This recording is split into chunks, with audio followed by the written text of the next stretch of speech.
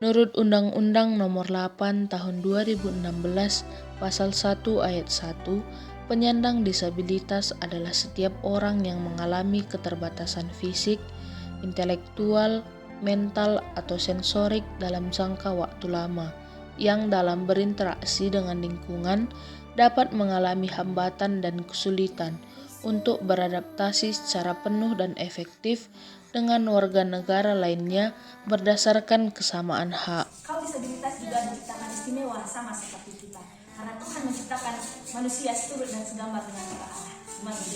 Jadi tidak ada alasan bagi kita untuk memandang mereka ini dengan cara yang berbeda. Tapi yang harus kita ingat adalah kata istimewa, bahwa kita dan juga mereka istimewa. Sama seperti teman saya ini, Ganti Sembiring dan juga Natalia Bruce Sembiring, mereka juga diciptakan Allah sangat istimewa.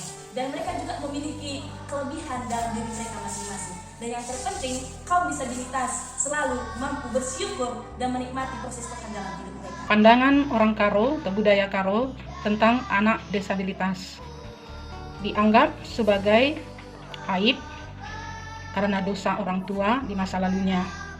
Karena mungkin ada rasa dendam, rasa sakit hati, rasa tertekan di waktu dia mengandungnya sehingga melahirkan anak yang disabilitas.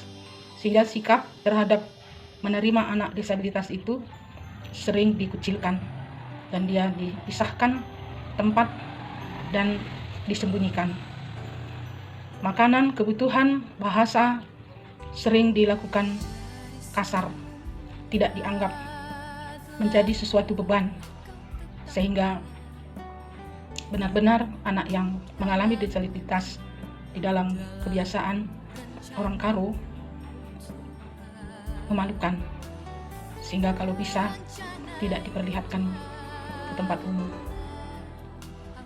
Dan ada yang dipasung dan tidak dimandi-mandikan, ya, karena orang Karo menganggap anak yang disabilitas itu membawa nama keluarga yang rendah. Pemahaman saya tentang disabilitas dalam perspektif agama, khususnya agama Kristen, kita harus mengikuti apa yang diajarkan Tuhan Yesus kepada kita,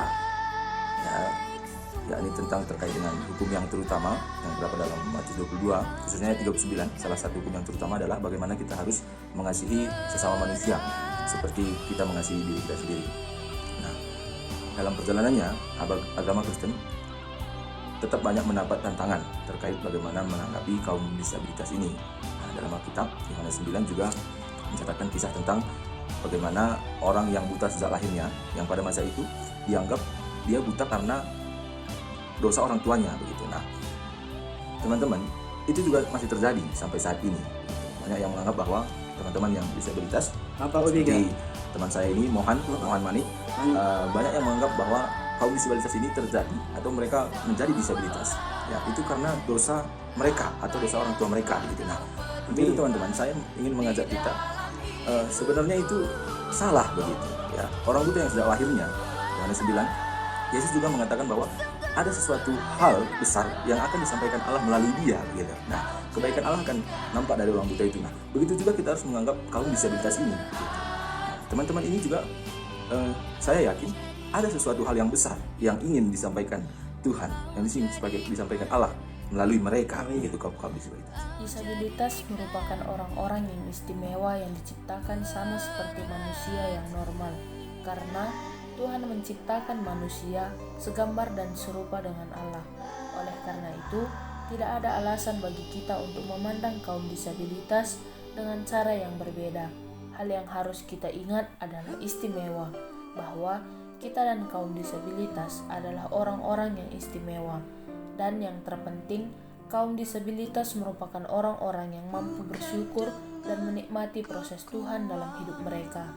Oleh karena itu, tidak ada alasan untuk tidak mengasihi mereka. Dulu suku Karo menganggap anak disabilitas merupakan sebuah kutukan atau dosa dari nenek moyang serta orang tua mereka. Orang tua mereka merasa malu karena memiliki anak yang disabilitas, sehingga pada masa dulu anak disabilitas diperlakukan dengan kurang baik, bahkan sampai mereka dikurung di suatu tempat agar tidak terlihat oleh orang lain. Oleh karena itu, mari kita ubah perilaku kita terhadap mereka, sehingga kita mampu hidup berdampingan, bergandengan tangan bersama-sama dengan kaum disabilitas untuk kemuliaan nama Tuhan melalui talenta yang kita miliki.